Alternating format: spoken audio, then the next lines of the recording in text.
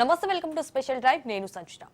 పురుగుల అన్నం, నీళ్ల చారు, వారానికి ఓ కోడిగుడ్డు. ఇదే ఉమ్మడి పాలమూరు జిల్లాలోని ప్రభుత్వ పాఠశాలలోని మెను.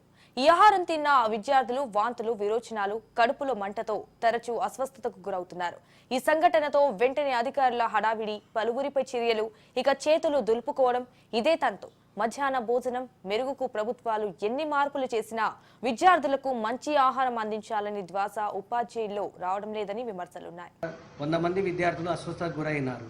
దాంట్లో 8 మంది పరిస్థితి ఆరోగ్యంగా విషమంగా ఉంది. వాళ్ళను మక్తల హాస్పిటల్ తీసుకుపోయారు. అక్కడ కూడా పరిస్థితి బాగాలేకపోతే వాళ్ళు మహబూబాబాద్ హాస్పిటల్ తీసుకుపోయారు. రేవంత్ రెడ్డి గారు ప్రచారము ఆర్భాటం తప్ప ఇక్కడ ఏమీ లేదు.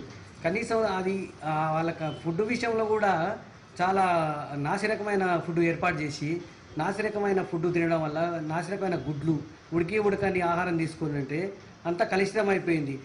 కనీసం మీరు పెట్టే ఫుడ్ లోపల విద్యార్థుల దగ్గరైనా మీరు రాజకీయం చేయకుండా మంచి ఆహారాన్ని ఏర్పాటు చేయండి. మీరు ప్రైవేట్ కాలేజీ యాజమాన్యాల స్థాయికి తీసుకెళ్తాం, కార్పొరేట్ స్థాయికి తీసుకెళ్తాం అని చెప్పారు. కానీ ఇక్కడ మీరు ఏం చేస్తున్నారు? వాళ్ళను చాలా తక్కువ ఫుడ్ పెట్టి వాళ్ళకి అనారోగ్యం. ఈ తెలంగాణ రాష్ట్ర ప్రభుత్వం విద్యార్థుల యొక్క ప్రాణాలతోటి చెలగాటాలు ఆడుతూ ఉంది.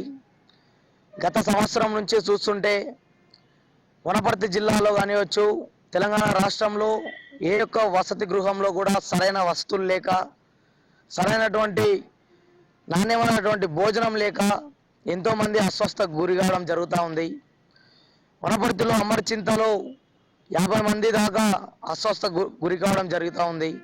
అయితే బీసీ, ఎస్సీ, మైనారిటీ యొక్క ఎస్టీ హాస్టళ్లలో మేము వెళ్ళి చూసినప్పుడు కనీస మౌలిక వసతులు లేక, బాత్రూమ్లు లేక ఎంతోమంది విద్యార్థులు వాళ్ళ గోడును వెలయెప్పినప్పటికీ కలెక్టర్లు కానీ, ఇటువంటి హాస్టల్ యొక్క వార్డెన్లు కానీ ఎలాంటి చర్యలు తీసుకపోవడం వల్ల ఈరోజు తెలంగాణ రాష్ట్రంలో అనేక మంది విద్యార్థుల ప్రాణాలు పోవడం జరిగింది. ఈ పరిస్థితులను అధిగమించాలంటే ఆయా విద్యా సంస్థలో ఉన్న అధ్యాపకులు, సిబ్బంది మధ్యాహ్న భోజనాన్ని ఎప్పటికప్పుడు పర్యవేక్షించాలని పలువురు కోరుతున్నారు.